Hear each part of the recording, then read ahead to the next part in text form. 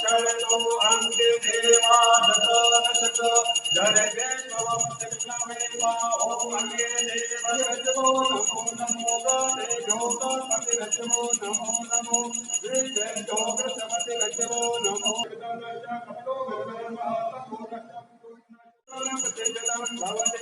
हरे ओम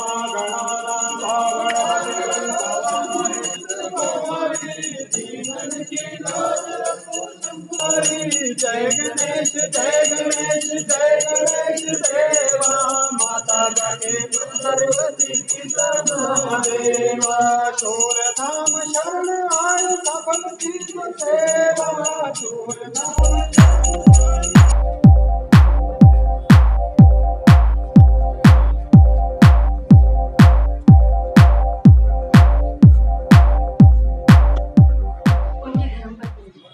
मंच पर उपस्थित श्री विनय गुप्ता जी, अध्यक्ष भारतीय जनता पार्टी जिला सिरमौर, श्रीमती श्यामा कुंडेर जी, अध्यक्ष नगर पालिका परिषद नाहन, श्री वीरेंद्र ठाकुर जी, डायरेक्टर हिमफेड, श्री गौरव शर्मा जी, डीडीएम नाबार्ड, श्री ब्रजेंद्र सिंह कंवर जी, ARCS सिरमौर, श्री प्रियदर्शन पांडे जी, AGM एवं जिला प्रबंधक हिमाचल प्रदेश राज्य सहकारी बैंक जिला सिरमौर, डॉक्टर विपिन कुमार जी, सहायक निदेशक प्रसार पशुपालन विभाग, श्री सुभाष लक्ष्य जी, प्रबंधक मिल्कफेड जिला सिरमौर हिमाचल प्रदेश एवं DCB सदस्य श्री PC गुप्ता जी एवं श्री महेंद्र सिंह जी तथा तमाम डेलीगेट्स हिमाचल प्रदेश सहकारी सभाएं, प्राथमिक व बहुउद्देशीय सहकारी सभाएं व दुग्ध उत्पादक सभी सभाओं के प्रतिनिधियों का मैं तहे दिल से हार्दिक स्वागत करती हूँ एवं अभिनंदन करती हूँ। आज यह बड़े हर्ष का विषय है कि हिमाचल प्रदेश राज्य सहकारी बैंक के जिला कार्यालय के इस नए परिसर में प्राथमिक सहकारी सभाओं एवं दुग्ध उत्पादक सहकारी सभाओं की 1 दिवसीय कार्यशाला का आयोजन किया जा रहा है। भवन के दूसरे तल पर 4 कमरों का एक शानदार अतिथि गृह है और तीसरे तल पर जहां इस वक्त हम सब लोग विराजमान हैं, हमारे माननीय अधिवेशन तथा हमारे हिमाचल प्रदेश कृषि विपणन बोर्ड के अध्यक्ष श्री बलदेव भंडारी जी की यह शुभेच्छा थी जिस सहकारिता आंदोलन की वजह से इस बैंक को जाना जाता है। जिला सिरमौर भाजपा अध्यक्ष विनय गुप्ता जी, मैडम श्यामा कुंडेर जी, अध्यक्ष Nagar Palika, Kanwar ji, AR cooperative society, ADM Rajiv ji, RDM cooperative bank, मंच पर पदासीन सभी गणमान्य अतिथि, यहाँ पे उपस्थित सहकारी सभाओं के डेलीगेट्स, मिल्क फेडरेशन के डेलीगेट्स, बैंक के अधिकारीगण, कोऑपरेटिव डिपार्टमेंट से आए अधिकारी और अन्य सभी गणमान्य व्यक्ति, आप सभी को मेरा नमस्कार। सबसे पहले तो मैं स्टेट कोऑपरेटिव बैंक को धन्यवाद करता हूँ कि उन्होंने आज मुझे यहाँ पे आने का अवसर दिया और आपसे बात करने का अवसर प्रदान किया। साथ ही मैं नए भवन के लिए बैंक को शुभकामनाएं देता हूँ। बहुत ही अच्छी बिल्डिंग है। मैंने इससे पहले मैं मध्य प्रदेश में रहा हूँ, पंजाब में रहा हूँ, हिमाचल में भी, शिमला में रहा हूँ, तो इतनी अच्छी बिल्डिंग मैंने स्टेट कोऑपरेटिव बैंक की कहीं भी नहीं देखी। मैं तो इवन DM साहब से ये कह रहा था कि आपकी स्टेट हेडक्वार्टर इतना अच्छा नहीं है जितनी अच्छी बिल्डिंग यहाँ पर। तो ये बहुत ही अच्छे मतलब एक बिल्डिंग है और अच्छा काम कर रहा है। अगर ऋण माफी हुई है मतलब भारत सरकार की आदेश है कि 29 फरवरी 2008 के बाद ऐसा कोई पैसा वापस नहीं दे सकते, लेकिन ले रहा है बैंक। मेरा मतलब केस के ऊपर और सोसाइटी होगा, मैंने केस भी डाल रखा है। कौन सी सोसाइटी है ये? 18 सोसाइटी। देखिए मतलब मेरे को आपके केस का एग्जैक्ट आइडिया नहीं है, लेकिन क्योंकि ऋण माफी हुई है जिसमें भी उसने भाग लिया है तो दोबारा तो नहीं ले सकते। मैं बैंक से ही आग्रह करूंगा कि इसको स्पष्ट आदेश है कि 29 फरवरी 2008 के बाद जो है वो लैंडिंग इंस्टीट्यूशन जो है वो दूसरे इंस्टीट्यूशन नहीं लेगा और जो हमारा सोसाइटी से लेगा और सोसाइटी मेंबरों से नहीं लेगा। लेकिन हमने 3 साल का, मैंने 5 लाख रुपया दे दिया, उन्होंने 3 लाख रुपया दे दिया, ऐसी बातें होती है ले रहे और उसमें वो मजे। ऋण माफी का मतलब ही ये था कि ऋण माफी दोबारा लेने का मतलब ही क्लोज होना चाहिए था, खाता क्लोज नहीं हुआ है। तो आपने इसको रेस नहीं किया क्या ब्रांच?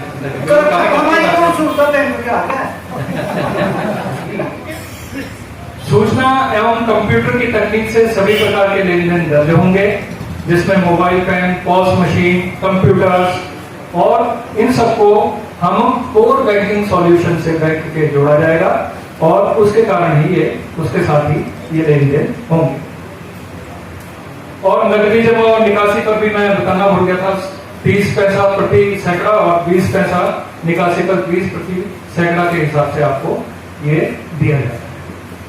तो आपको इसके विषय में कुछ पूछना है तो प्लीज आप पूछ सकते हैं। डीएमए के बारे में बहुत अच्छी योजना है, जो सोसाइटियां इसमें काम कर रही है, एक तो उनको एक्स्ट्रा इनकम हो रही है और सबसे बड़ी बात है कि उसमें लोगों को घर बैठे बैंक मिल रहा है। इसके बारे में किसी का कोई क्वेश्चन हो, कई बार दूर दराज के क्षेत्र से लोग बोलते हैं कि हमारे यहाँ ब्रांच खोल दो, हमारे यहाँ एक्सटेंशन काउंटर खोल दो, लेकिन वो बात रिजर्व बैंक ने उस पर हमारे ऊपर पाबंदी लगाई है।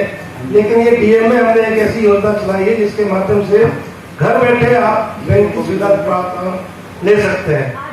तीसरा विषय है सहकारी सभाओं की सुस्त वसूली प्रक्रिया, उनके कारण और उनमें तेजी लाने के उपाय, जिसे आपके समक्ष प्रस्तुत करेंगे सहायक रजिस्ट्रार सहकारी सभाएं ARCS श्री ब्रजेश सिंह कंवर जी।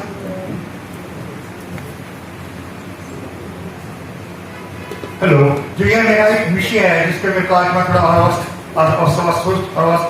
समझते ठीक नहीं है, तो इसमें जो रोशनी डालेंगे हमारे DI साहब रविंद्र जायसवाल जी, इसके बारे में आपको पूरा विस्तृत जानकारी।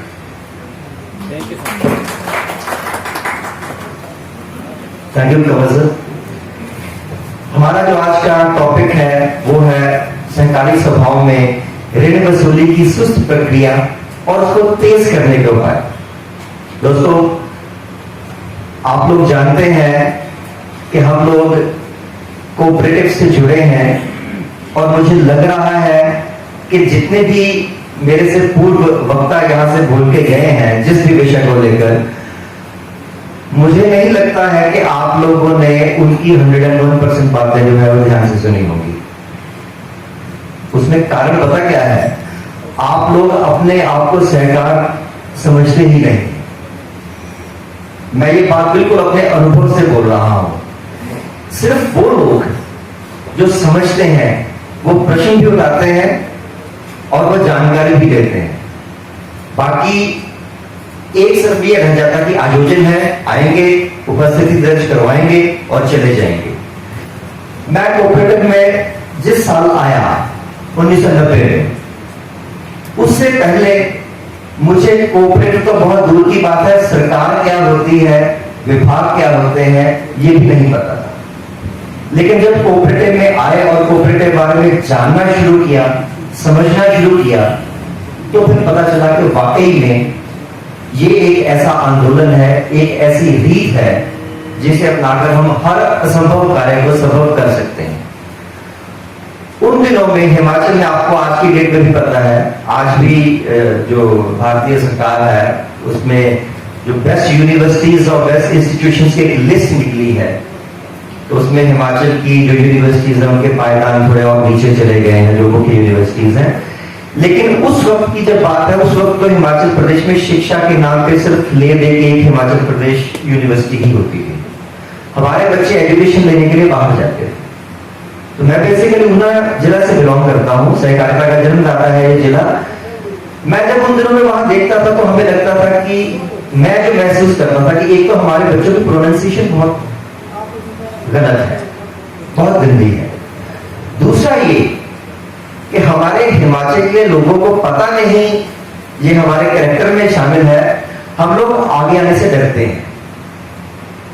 मान लीजिए ये प्रोग्राम हमारा है, तो अगर पीछे आपको कुर्सियां खाली मिलेंगी, आगे भी खाली है, तो जो लोग आएंगे वो पीछे की चेयर्स पे बैठेंगे। अगर हम उनको बोलेंगे कि भाई आगे चेयर्स खाली है, आगे बैठिए, तो वो नहीं, मैं पीछे ठीक हूं। और अगर यही प्रोग्राम पंजाब में होता तो ये आगे वाली चेयर्स रिजर्व होती मुख्य अतिथियों के लिए, तो पीछे वाले लोग आगे आगे बैठ जाते। और अगर हम उनको बोलते कि भाई ये सीटें तो रिजर्व है, ये वीआईपीज के लिए है, तो वो लोग बोलते हैं हम क्या वीआईपी से कम है। ये सारी बातें मुझे बहुत पिंच करती थी। और हमारे बच्चे जो एजुकेशन लेने के लिए बाहर जाते थे, स्पेशली उन दिनों में लॉ की डिग्रीज बहुत लोग बाहर से लेके आते थे। श्री गंगानगर से कोई बेंगलोर से लेके आ रहा है, कोई श्री गंगानगर से लेके आ रहा है, कोई यूपी से कहीं से लेके आ रहा है। 3 या 4 साल वो लगा के डिग्री लेके हिमाचल में आते थे और उसके बाद पता चलता था कि वो डिग्री तो फर्जी है, वो डिग्री फर्जी है। तो हमने सोचा कि क्यों ना कोई ऐसा कार्य किया जाए जिससे ये बच्चे हमारे बाहर जाने से बच जाए और इनको यहाँ पे एजुकेशन प्रोवाइड की जाए। मुझे आपको ये बताते हुए हर्ष हो रहा है कि हम लोगों ने हिमाचल के ऊना जिले के बड़ेड़ा गांव में हिंदुस्तान का पहला सहकारिता के माध्यम से हिमकेट एक संस्थान खुला, लॉ कॉलेज। और पिछले 10 सालों से यूनिवर्सिटी की लॉ की पहली 5 जो पोजीशंस हैं वो उस कॉलेज की होती है। और आज की डेट में उस कॉलेज से पढ़े हुए विद्यार्थी हाई कोर्ट में जजेस, सुप्रीम कोर्ट में जजेस और पता नहीं किस किस पोस्टों पे जाके पहुंच गए। अभी पिछले साल की बात है, एक लड़की ने टॉप किया, यूनिवर्सिटी टॉप किया उसी कॉलेज से। वो बहुत छोटे से गांव से थी, टॉप करने तक वो एक एवरेज स्टूडेंट थी। टॉप किया, चली गई, उसके बाद उसकी अपॉइंटमेंट जज के रूप में यूपी में कहीं हो गई। वो लड़की ऊना आई और उसने सबसे पहले इच्छा जाहिर की डिस्ट्रिक्ट एडमिनिस्ट्रेशन से कि मैं उस कॉलेज में जाना चाहूंगी। बाकायदा उसका हमने सेमिनार रखा, उसने अपनी स्टोरी सुनाई, बड़ी छोटी सी स्टोरी सुनाई। वो कहती कि मैंने कभी जिंदगी में सोचा ही नहीं था कि मैं बीए कर पाऊंगी। मेरे फादर एक ट्रक ड्राइवर थे जिनको एजुकेशन से लेना देना ही कुछ नहीं था। मैंने जब +2 करी तो मेरी इच्छा थी कि मैं ग्रेजुएशन करूं और कोई ज्यादा ऑप्शंस नहीं थे मेरे पास। तो मैंने सोचा कि मैं ग्रेजुएशन करती हूं। मैंने अपने फादर से बोला कि पापा मैं ऐसे ग्रेजुएशन करना चाहती हूँ, कॉलेज जाना चाहती हूँ। तो पापा ने मेरे ने कहा कि बेटा मेरे पास तो कम से कम इतने संसाधन नहीं है कि मैं तेरे को एजुकेशन दे पाऊं, बाकी तू जैसा समझे वैसा कर ले। अपनी सहेली के कहने पे उसने इस कॉलेज में एडमिशन ले ली। पूरे हिंदुस्तान में लॉ कॉलेजेस में सबसे कम फीस उस इंस्टीट्यूशन की है जो आप लोगों के माध्यम से बनाया गया है। और उस लड़की ने वहां से टॉप किया और वो जज बन गई। अब एक बात देखने वाली है कि जिसने कभी सोचा ही नहीं था कि मैं एजुकेशन ले पाऊंगी कभी, वो कहां पहुंच गई। तो मेरी सोसाइटी को लगता है कि ये जो कर्जा है इस आदमी ने लिया तो मकान बनाने के लिए था, लेकिन इसने मकान नहीं बनाया तो गाड़ी खरीद के लिया है। तो आप लोगों के पास एक पावर है मैनेजिंग कमेटी के पास, आप उसको 1 हफ्ते का नोटिस देके वो सारा का सारा कर्जा वापस ले सकते हैं। नंबर 2, आपकी मैनेजिंग कमेटी पूरे साल के 1 महीने के 15 दिन सिर्फ इस महीने के लिए रखिए, इस चीज के लिए रखिए कि जितने भी आपके क्रॉनिक लोनीज हैं उनके घर में जाए, चाय पिए, साथ में उनको बोले कि भाई आपका कर्जा यार ड्यू है, ओवर ड्यू हो गया, दे दें। तो वो कहेगा कि आपका दे दूंगा, कल दे दूंगा, यार दे दो, जितना है दे दो, 1000 है 500 है 500 ही दे दो, 1000 है 1000 ही दे दो। जो तेज करने के ये उपाय मैंने आपको वैसे बता दिए क्या हम कर सकते हैं। एक और बाकी तो आपको पता है आर्बिट्रेशन में जाएगा केस। आर्बिट्रेशन में भी अब तो टाइम लिमिट है कि जो भी केस आपके पास है 4 महीने के बाद वो डिसाइड होना ही होना है, लेकिन वो आपकी रिकवरी का सॉल्यूशन नहीं है, वो फाइनल मोमेंट नहीं है रिकवरी की। रिकवरी आपकी तभी हो पाएगी जब आर्बिट्रेशन के बाद एग्जीक्यूशन प्रोसेस शुरू होगा। एग्जीक्यूशन हमारे हाथ में भी नहीं है, एग्जीक्यूशन आपके हाथ में भी नहीं है, वो रेवेन्यू डिपार्टमेंट के हाथ में है। और जैसे जो स्कीम्स आपको अभी यहाँ से बताई गई हैं बैंक द्वारा, नाबार्ड द्वारा, मेरे ख्याल से अगर आपकी सोसाइटी अभी भी सफल नहीं हो सकती तो फिर इसके बाद कभी सफल नहीं हो पाएगी। ये जो डाइवर्सिफिकेशन ऑफ एक्टिविटीज है आप लोग कर सकते हैं, इनको सिर्फ आपको थोड़ा सा अपने आप में मजबूती लाने की जरूरत है। आप सभी को नमस्कार। मैं बेसिकली सिलाई से हूँ जी, और सिलाई की कोऑपरेटिव सोसाइटी बिल्ला से मैं लिंक रखता हूँ और वर्तमान में मैं मंडल वैसे मुझे बाई देश जानते होंगे, किसान मोर्चा मंडल अध्यक्ष सिलाई से भी मैं संबंध रखता हूँ। मेरा आपसे एक निवेदन है, मैंने सिलाई में भी ये गुजारिश की थी, एनिमल हस्बेंड्री का जो डिपार्टमेंट है, आप लोगों से हमारी एक गुजारिश है कि कृपया शिलाई के अंदर, क्योंकि हमारे शिलाई के अंदर जो किसान रहते हैं, आपने बात की अभी जानवरों की साहिवाल, रेड सिंधी वगैरह इस तरह का, कमी तो खैर हमारी है डिपार्टमेंट की, इसमें कोई कमी नहीं है, लेकिन बेसिकली डिपार्टमेंट का तो उसमें कोई खास सहयोग नहीं मिल पा रहा है।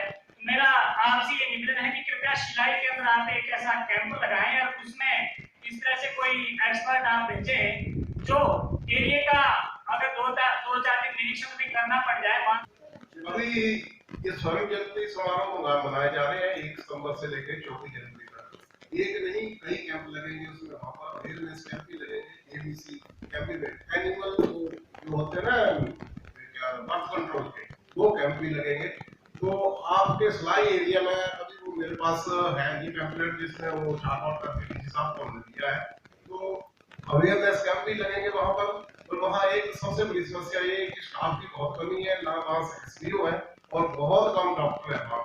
तो फिर भी ये लगेंगे 24 जनवरी तक, 1 सितंबर से 24 जनवरी तक जो स्वर्ण जयंती समारोह हो रहे हैं ना जी, आपको हर एक चीज की जानकारी सभाएं वर्तमान में कार्य कर रही हैं। सर्वप्रथम मैं मंच पर आमंत्रित करना चाहूंगी हमारे आज के मुख्य अतिथि श्री बलदेव भंडारी जी को कि मंच पर आए और तिमिल्ला ग्राम सेवा सहकारी समिति के सचिव श्री पपिंदर सिंह जी को स्मृति चिन्ह प्रदान करें।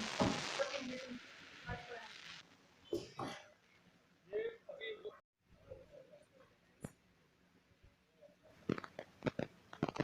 आज इस कार्यशाला में हमारे सभी अधिकारियों ने विभिन्न विषयों पर बहुत ही महत्वपूर्ण जानकारियां आप सभी को दी। सबसे पहले तो मैं आप सभी को ये जो शानदार बिल्डिंग कोऑपरेटिव बैंक की बनी है, इसके लिए आप सभी को हार्दिक बधाई और शुभकामनाएं देता हूँ। बहुत सी बातें की है, बहुत से अच्छे सवाल हमारे साथियों ने यहाँ जो दिक्कतें फील्ड में आ रही हैं उसके बारे में की है। कुछ मेरा अपना अनुभव भी इस विषय में है, उस बात को मैं आप सबसे साझा करना चाहता हूँ। मेरा निवेदन है जो हमारे ठीक कोऑपरेटिव बैंक का तो शायद अच्छा काम रहा होगा, लेकिन हमने देखा है जो डेवलपमेंट से संबंधित सरकार की योजनाएं हैं, इसमें निचले स्तर में ग्रामीण स्तर पे लोगों को लाभ पहुंचता है, चाहे वो माननीय प्रधानमंत्री जी की योजनाएं हों, माननीय मुख्यमंत्री जी की योजनाएं हों हिमाचल प्रदेश की, उनको पूरा करने में हमारे बैंक के अधिकारी कई बार बहुत आनाकानी करते हैं। जो हमारे लाभार्थी हैं, अगर उनको अपना काम कराने के लिए 10-10 चक्कर बैंक के मार्केट पर लगाने पड़ेंगे, तो जो हमारा मूल उद्देश्य है लोगों को लाभ पहुंचाने का, वो समाप्त हो जाता है। और ये इंश्योरेंस से संबंधित समस्या है, चाहे वो आपके केसीसी की है, अभी पशुओं के बारे में जो इन्होंने बताया कि बैंक में जाते हैं वहां वो आनाकानी करते हैं। अनेकों बैंकों में मैंने देखा है, वैसे तो आपको आज यहाँ मेरे ख्याल से जो हमारा जो यहाँ नोडल बैंक है उनके अधिकारी को यहाँ बुलाना चाहिए था। मेरे ख्याल से यूको बैंक शायद हमारे यहाँ का डिस्ट्रिक्ट का नोडल बैंक है, उनके अधिकारी को यहाँ होना चाहिए था। आए नहीं, आए थे, चले गए, ध्यान रखे हुए आप हैं। उनको ये सुनिश्चित करना चाहिए, चाहे वो स्वावलंबन योजना हो, चाहे केसीसी की योजना हो। अभी ये पशुओं का भी जो केसीसी बनाने की बात पीछे चली हुई थी, बैंकों में बहुत कठिनाइयों का सामना करना पड़ता है। अनेकों बार तो हम खुद फोन करते हैं, कई बार तो बैंक मैनेजर्स को, अब स्टेट गवर्नमेंट के कई जो दूसरे बैंक है वो नहीं होते, वो कई बार हमारी बातों को भी अनसुना कर देते हैं और अनेक लोगों को बहुत समस्याओं का सामना इस बारे में करना पड़ता है। और उसी कारण से बहुत सी सरकारी योजनाएं सही रूप से चालू नहीं हो पाती। ऐसा मेरा आपसे निवेदन है, आप मेरी जो भावनाएं हैं, मेरा ये नाबार्ड के हमारे अधिकारी बैठे हैं, उनसे मेरा निवेदन है कि इस, वैसे डीसी साहब ने भी आना था, अगर आए होते तो उनके सामने भी इस बात को कहता कि ये कोशिश करें कि बैंक्स में जो अब ये ठीक है अभी कह रहे थे कि आप रिकवरी की प्रोसेस बहुत स्लो है, ये ठीक है। खासतौर से जो सरकारी योजनाएं चलती है सीधे शेफ बैंक उसको एनकरेज नहीं करते, उसमें कई जगह गारंटीज नहीं है। कई स्कीमें ऐसी हैं जिनमें सरकार ये कहती है कि ये इनमें गारंटी की कोई जरूरत नहीं है, जमानत की कोई जरूरत नहीं है, लेकिन बैंक उनको बगैर जमानत के बगैर गारंटी के उनको थ्रू नहीं करते।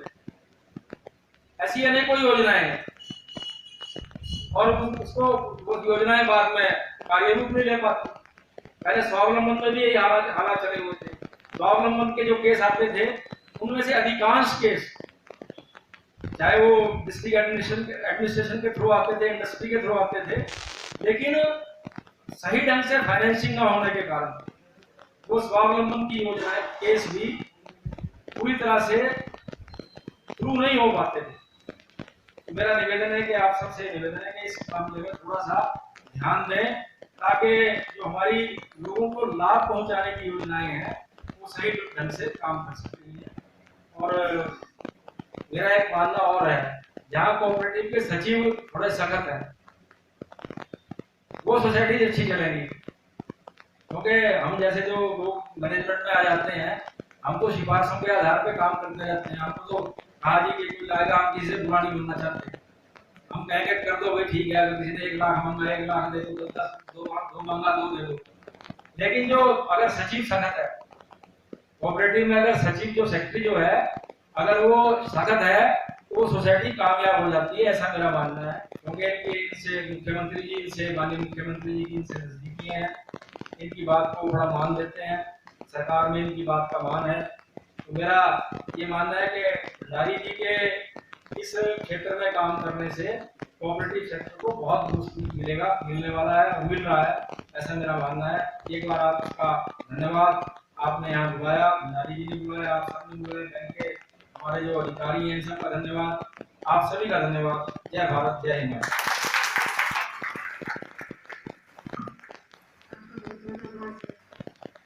अब जोरदार तालियों से स्वागत करें हमारे आज के मुख्य अतिथि, अध्यक्ष हिमाचल प्रदेश कृषि विपणन बोर्ड एवं निदेशक हिमाचल प्रदेश राज्य सहकारी बैंक श्री बलदेव भंडारी जी को।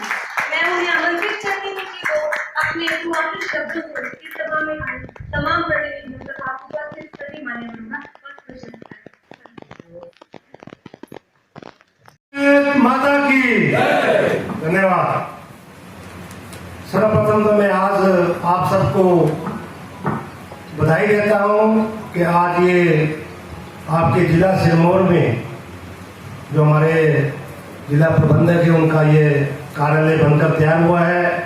आप लोगों को पहले भी बताया गया कि इसमें लगभग 6 करोड़ से ऊपर ज़्यादा इसके ऊपर खर्चा हुआ है।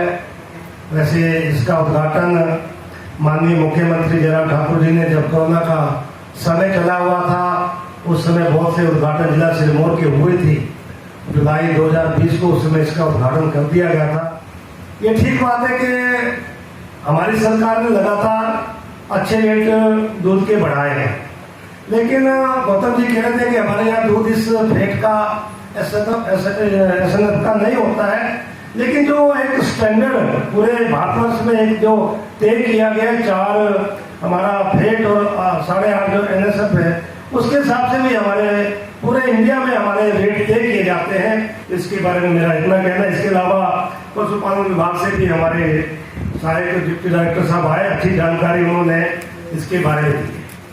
आज हमारा कंपनी के बारे में ज़्यादा मेरा ये कहना है और भाई विनय जी ने भी ये बातें यहाँ पर कही। वैसे जो हमारा कोऑपरेटिव बैंक है मेरा ये मानना है हमने दूसरे बैंक भी देखे, हमारा नेशनलाइज बैंक से भी भाव पड़ता है, उनका भी हमने रवैया देखा है और हमारा कोऑपरेटिव बैंक का भी हमने व्यवहार देखा है। अगर आप नेशनल बैंक और नेशनलाइज बैंक में जाएंगे उनका क्या रवैया होता है वो सब लोग जानते हैं, वो सीधे मुँह से बात भी नहीं करते। तो मैं तो हमेशा अपने अधिकारियों को कहता हूँ कि ऐसा बुरा भी मानते होंगे कि हमको तो जो ग्राहक लोन लेने हमारे पास आता है या डिपॉजिट कराने हमारे पास आता है, हमारे पास खाता खोला, उसको अपना ग्राहक देवता समझना चाहिए कि हमारा ग्राहक देवता है।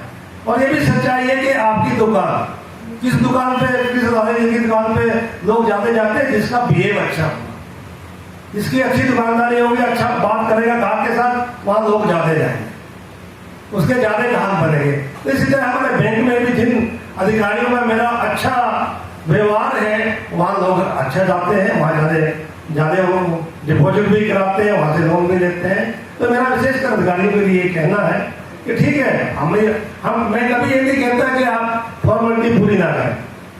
लोन देने के लिए जो भी फॉर्मेलिटी है फॉर्मेलिटी अपनी पूरी करें, लेकिन ये ठीक बात है विनय जी ने जो कहा है कि बार बार हमारे किसानों के चक्कर नहीं लगने चाहिए।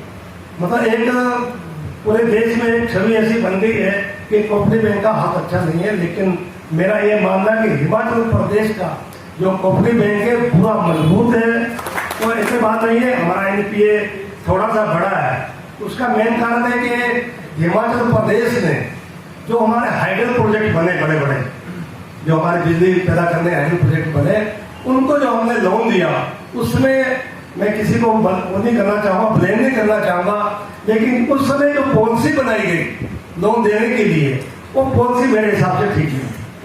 उस पॉलिसी की वजह से हमारे जितने भी हाइडल प्रोजेक्ट हैं वो मैक्सिमम आज एनपीए हो गया और हमारा लोन बहुत ज्यादा लोन हमारा उसमें फंस गया। इस वजह से हमारा जो एनपीए है थोड़ा वो भी आज की डेट में 8, जबकि रिजर्व बैंक की गाइडलाइन है कि 5% या 4% से क्यों पाने की 4% से 5% से कम होना चाहिए, लेकिन हमारा 8.19 के करीब चला गया है। लेकिन अभी भी हम प्रयास करते हैं कि जो हमारे हाइडल प्रोजेक्ट है उनके लिए एक नई पॉलिसी लाई जाए ताकि हमारे वो जो प्रोजेक्ट है वो भी सर्वाइव हो सके और जो हमारा बैंक का एनपीए है वो भी कम हो सके।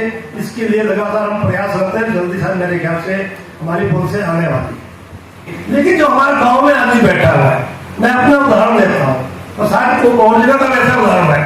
अगर आपको बैंक में जाना है, मान लो मेरी सोसाइटी के लोगों को उनको बैंक में जाना है तो उनको कम से कम भी 20 किलोमीटर पड़ता है, 18 से 20 किलोमीटर। सुबह बस जाती है और शाम को वापिस आते हैं। एक तो बेचारों को उनको दिहाड़ी चली गई, क्योंकि मनरेगा में आजकल 15 दिन के बाद पेमेंट मिलती है और गरीब आदमी के पास वो रोजगार का एक ही साधन होता है जो है मनरेगा की पेमेंट हम दे आए।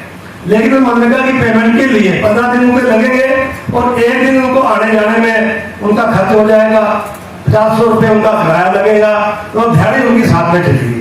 तो आम आदमी को अगर घर बैठे हो मिल जाएगा तो उनकी दिहाड़ी भी बच गई, सुबह शाम में वो सेक्रेटरी से अपनी पेमेंट ले सकते हैं। तो मेरा सभी लोगों से आग्रह है जो दूर है, बैंक से दूर है, जहाँ आप सोचते हैं बैंक की हो सकता है, आप डीएमए में आए, पंचायत का अपनी सोसाइटी का प्रस्ताव पारित करें। ऐसी सब यहाँ बैठे हमारे कौन साहब, इनके पास आप दें, इनसे हमारे पास आ जाएगी इनकी रिकमेंडेशन और उसको हम आपको प्रदेश से हमारे जो हेड ऑफिस से आपको हम डीएमए बनाएंगे और उसके लिए हमारी छोटी सी ट्रेनिंग है। कितने दिन की ट्रेनिंग है प्रकाश जी? 3 दिन की केवल ट्रेनिंग है। 3 दिन में आपको हम डीएमए का सिस्टम आपका सारा हम आपको समझा देंगे और उससे आप लोगों को जो उसका बहुत फायदा होगा। तो इस योजना के अंतर्गत आप अवश्य है। एक बात जो यहाँ आई इसके बारे में पांडे जी आप सोचे और ये प्रदेश तरफे उठाना पड़ेगा जो तोताराम जी ने बात की कि अगर सोसाइटी का मतलब जो हमारी एमसीएल बनती है और उसमें ज्यादा लोग हैं और हमारा लोन ज्यादा होता है, उसमें 3 लाख से ऊपर होता है, अगर एक सॉफ्टवेयर की कमी है हमारी तो उसमें हमको ठीक करना चाहिए इसको। अभी तक ये बात किसी ने हमारे नोटिस में नहीं लाई, क्योंकि अभी हम लोगों ने जो हमारा सॉफ्टवेयर सिस्टम है, हमारा जो डाटा का सिस्टम है वो हमारा प्रॉपर मैं अभी मानता हूँ नहीं है। इसके ऊपर हमने एक दिन पूरा बोर्ड की मीटिंग की अभी पिछले दिनों, क्योंकि हमारा कुछ सिस्टम शिमला में है, कुछ हमारा बेंगलोर में है और वो प्रॉपर काम नहीं कर रहा है। जैसे हमारा आजकल जो हमारी पेमेंट्स है, जैसे पंचायतों की पेमेंट है, जैसे हमारा 15 नीतियों का पैसा आया है उसकी ऑनलाइन हमारी पेमेंट होनी है, लेकिन हम कोऑपरेटिव बैंक के माध्यम से जाएंगे तो 10-10, 15-15 दिन पेमेंट में लगना है और अगर हम दूसरे बैंक के माध्यम से जाएंगे तो 10 मिनट में पेमेंट हो रही है। वो सिस्टम हमको ठीक अपना करना पड़ेगा। इसके बारे में बहुत लंबी चर्चा हमारी प्रदेश स्तर पे हुई है अभी पिछली बोर्ड की मीटिंग में और जल्दी इसका समाधान हम करने जा रहे हैं। इसका समाधान हो जाएगा तो ये हमारी जो प्रॉब्लम है इसको हम दूर करेंगे। इसके अलावा एक जो हमारी मुख्यमंत्री स्वावलंबन योजना है, देखिए सरकार की बहुत ही जो बेरोजगार है उनके लिए बहुत अच्छी योजना है।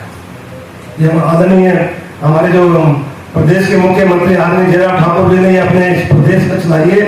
इसमें देखिए जो हमारा बेरोजगार है अपने रोजगार करने के लिए वो अगर पहले इसकी लिमिट 40 लाख थी, अब तो 60 लाख तक होगी मेरे ख्याल। हाँ जी, 60 लाख हो गई ना, 60 लाख तक आप लोन ले सकते हैं। अगर युवा है हमारा पुरुष है, उसको 25% उसमें सब्सिडी मिलती है। अगर महिला है उसको 30% मिलती सब्सिडी मिलती है। और अगर कोई विधवा उसमें काम करना चाहती है तो उसको 35% भी सब्सिडी सरकार की तरफ से दी है। बहुत अच्छी योजना है। और मेरे ख्याल से हमारा जो कोऑपरेटिव बैंक है इसमें अग्रणी सबसे ज्यादा अगर केसेस किए हैं तो हमारे कोऑपरेटिव बैंक ने किए हैं। मैक्सिमम जो केस है हमारे कोऑपरेटिव बैंक ने किए थे। इस स्कीम का भी आप लोगों को फायदा उठाना चाहिए। वैसे इसमें जो इंटरेस्ट है वो 11% है, लेकिन अगर आप रीपेमेंट टाइम से करेंगे तो 5% की उसमें भी आपको छूट है। केवल आपको 6% ही आपको ब्याज पड़ेगा। इस योजना का भी आपको फायदा उठाना चाहिए। इसी तरह हमारा विद्यार्थियों के लिए एजुकेशन के लिए हमारी शिक्षा ऋण है, उसके ऊपर वैसे 10% हमारा इंटरेस्ट है, लेकिन उसमें भी 4% की हमारी छूट है, आपको केवल 6% पड़ेगा। इसका भी आप लोग फायदा उठा सकते हैं। जैसे हम हाउस के लिए भी हम लोन देते हैं, उसमें हमारा केवल 7.25% हमारा उसके ऊपर इंटरेस्ट है। वाहन के लिए, गाड़ी के लिए भी हम लोन देते हैं, उसमें लगभग 7.99 हमारा उसमें इंटरेस्ट रेट है। इसी तरह जो हमारे सहायता समूह है उनके लिए, महिलाओं के सहायता समूह उनके लिए भी हम ऋण मुहैया करवाते हैं। उसमें भी हमारा 10.5% के करीब हमारा उसमें हमारा ब्याज बनता है। इसी तरह जो हमारे डिपार्टमेंट के जो हमारे कोऑपरेटिव बैंक के जो हमारे कर्मचारी है उनको भी आवास की सुविधा भी है, उनको इंडिविजुअल लोन भी है, उस पर भी हमारा लगभग 11% के करीब हमारा उसमें ब्याज की उसकी दर है। इसके अलावा एक हमारे बार बार सरकार के पास भी लोग जाते थे और हमारे पास भी आते थे कि हमारे को OTS वन टाइम सेटलमेंट की स्कीम लाई जाए। जो बेचारे NPA हो गए, जो हमारे लोग जो ऋणी लोग हैं, तो वो जो NPA हो गए उनके लिए भी स्कीम लाई जाए। तो हमारे इस भवन में आज ये पहली मीटिंग हो रही है। मेरा आने वाले समय में प्रयास रहेगा कि 6 महीने साल में जो भी हमारी सोसाइटी में लोग हैं उनके हम दर्शन करें, उनसे बातचीत करें, लेकिन संख्या कम आई।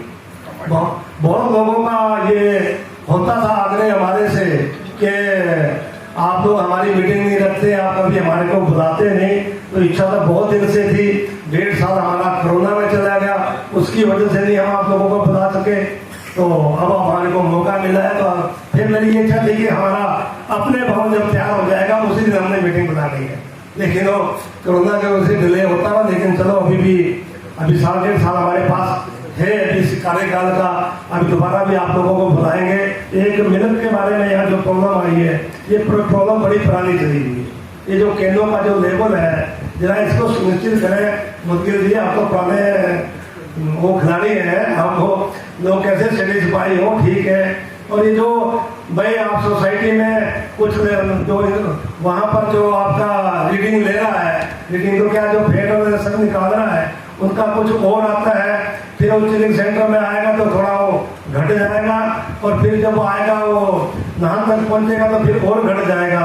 और आपने रेट फिर वही लेना है यहाँ से जो आपके पास यहाँ प्राप्त हुआ है। इसके ऊपर थोड़ा ध्यान रखें। तो माननीय मुख्यमंत्री जी ने जब मैंने ये शिलान्यास कराए थे उस समय उसकी घोषणा कर दी कि आप मार्केटिंग बोर्ड सड़कें बना सकता है, तो अब तो उसकी हमारे को परमिशन मिल गई है। तो जो गांव के सड़कें हैं उनके लिए भी मार्केटिंग बोर्ड सड़कें बनाता है। आप लोगों को भी किसी की कोई कहीं सड़क बनानी हो तो आप हमारे से मिले, हम आपको बता दें। अंत में मैं एक बार पुनः जो हमारा यहाँ का कोऑपरेटिव बैंक जो हमारे यहाँ के DM साहब हैं, उनके साथ जो हमारी टीम है जो नीचे तक जिन लोगों ने इस फंक्शन को कामयाब बनाने के लिए अपना दिन रात प्रयास किया, उसके लिए मैं इनको बधाई देता हूँ और पूरे सिरमौर के लोगों को भी बधाई देता हूँ। और ये सच्चाई है, DDM साहब गौरव जी ने कहा है ये बात, हिमाचल प्रदेश में तो मैंने ऐसी कोई बिल्डिंग नहीं देखी है। और आपने देखा होगा जो हमारा इस बारी कोऑपरेटिव बैंक का जो हमारा कैलेंडर भी आया है उसमें हमारी इस बिल्डिंग की फोटो लगी हुई है। इसने ध्यान नहीं दिया होगा, कम लोगों ने ध्यान दिया होगा। तो ऐसी बिल्डिंग कहीं पर भी हिमाचल प्रदेश में तो नहीं है, बाकी किसी अन्य स्टेट में हो सकती है तो उसके बारे में कह नहीं सकता। तो इस भवन के लिए जहां मैं अपने स्टाफ को इसके लिए बहुत बहुत बधाई देता हूं। मैं पूरे जिला सिरमौर के जो मेरी सोसाइटी के लोग हैं, जो हमारे सहकारी इसके साथ जुड़े हुए, सरकार के साथ जुड़े हुए हैं, उन सबको भी बहुत बधाई दूंगा। आने वाले समय में एक बहुत अच्छी सुविधा आपको यहाँ मिलेगी। तो मैं एक बार पुनः आप सबका बहुत बहुत धन्यवाद, भाई विनय जी का भी मैं धन्यवाद करता हूँ कि इन्होंने पूरा समय हमारे बीच में रहे, हमारे बीच में आए और इन्होंने अपनी बात जो लोगों की, क्योंकि हम लोग हमेशा लोगों से जुड़े रहते हैं, बहुत लंबा समय हमको हो गया कि हम लोगों के साथ जुड़े थे, लोगों की एक एक बात का हमको पता होता है। इन्होंने अपनी बात को यहाँ रखा, इसको कोई हमारा जो सहकारी बैंक के हमारे कर्मचारी अधिकारी हैं इसको अदरवाइज नहीं ले, जो दिखते हैं वो आपके सामने रखी हैं। इनका भी मैं धन्यवाद करता हूँ। हमारे वीरेंद्र जी मेरे हिमफेड के डायरेक्टर ये भी यहाँ आए हैं, तो ये भी हमारे साथ जुड़े हुए हैं। ये तो आप सबका मैं एक बारी पुनः जहाँ धन्यवाद करता हूँ, आपका आभार करता हूँ। जय हिंद, जय भारत। मुख्य अतिथि जी ने जो हमारा मार्गदर्शन किया है उसके लिए मैं उनका तहे दिल से धन्यवाद ज्ञापित करती हूँ। इस कार्यशाला के लिए अपना कीमती समय देने के लिए सभा में आए सभी विशिष्ट अधिकारी, अतिथि एवं प्रतिनिधियों का एवं बैंक के सभी कर्मचारियों का मैं धन्यवाद करती हूँ और इस सभा के समापन की घोषणा करती हूँ। सभी प्रतिनिधियों से आग्रह है कि भूतल कक्ष पर पहुँचने की कृपा करें, जहाँ आपके लिए भोजन की व्यवस्था की गई है। धन्यवाद।